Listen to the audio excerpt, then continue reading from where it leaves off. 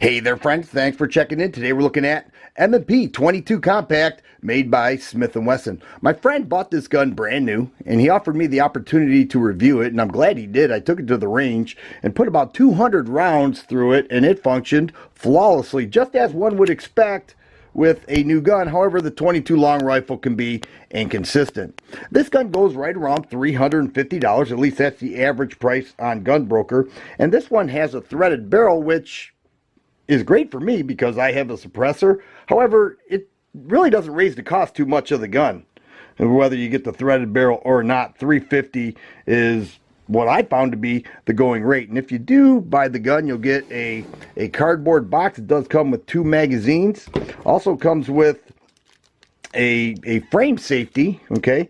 You turn half, actually that hole right there, you take the key, turn it halfway, or halfway turn I should say, and that locks up the entire gun. For those who find that advantageous, the M&P Compact has that for you. It also has a wrench that you need to take the barrel cap off when disassembling the gun. But the gun itself shares the consistent features of the M&P line, and we'll start right here with the grip. It's, in my opinion, ergonomically satisfying. The M&Ps feel great, and the 22 Compact is no different. Mag release right here does hold 10 rounds. Does have a button here that drops the follower, makes it for easy loading. And it does have a magazine disconnect, so the trigger will not fire without the magazine inserted. Thumb safety is ambidextrous, okay, on both sides. Simply sweeping the thumb down disengages that. 1913 rail here, 3-dot sights, and the rear sights are adjustable. There's a flathead screwdriver will take care of that, and then you have a pinned in front sight, but nice big dots there. Very nice target acquisition. It does have a sight hole indicator for your loaded round, and the trigger is, I found it to be a nice quick trigger. It is a hinged trigger, which is also same as the M&Ps, because this is an M&P. Here we have an unloaded firearm. You pull back, hit the wall, trigger right there, and then of course the magazine's still in there, so as we slide back we'll have to release it, and there is your follow-up shot. So the quickness of the trigger I found to be very nice. You know, very quick trigger. The double taps were fine. They fired. It was quick. You know, sometimes you hear people, they change out the triggers. I don't find any reason to do that. I like the trigger as is. But it is a light gun. It's a 3.5 inch barrel. So let's load it up. We'll get it on the scale, see what it weighs, loaded and unloaded, and we'll go from there. Here we have an unloaded magazine in the 22 Compact, weighing in at 17 3/8 ounces. We'll go ahead and load up 10 rounds of 22. It's not going to make a great difference, maybe an ounce or so. And yep, 18 5/8 ounces of fully loaded M&P 22 Compact.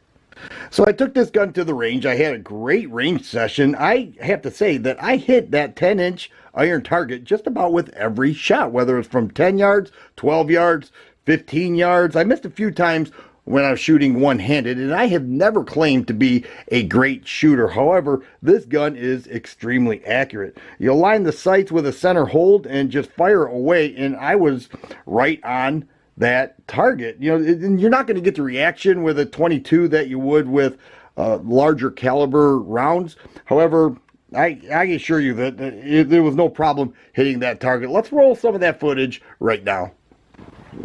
10 yards.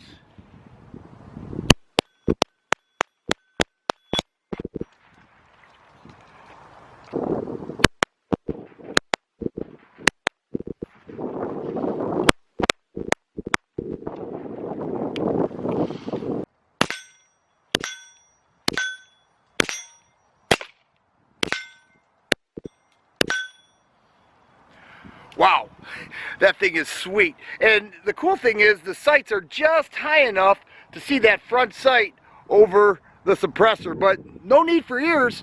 This is a nice shooting gun. Here I am at 15 yards. I've got the M&P 22 suppressed. Let's see how I do one hand.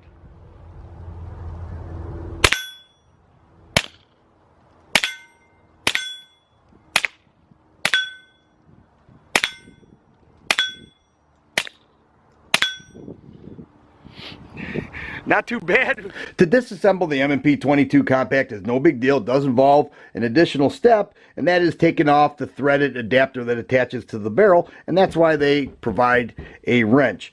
But to get the process going, we'll just drop the magazine, ensure the gun is unloaded, and then we'll lock the slide back. At this point, you want to take your wrench and give it a half turn, and then screw off the threaded adapter. Once that is off, we're going to take this lever here, push it down, and we're going to pull the slide back this way, and up and over and off comes the slide. One of the things that makes this a little bit different is this assembly here, your guide rod recoil spring assembly.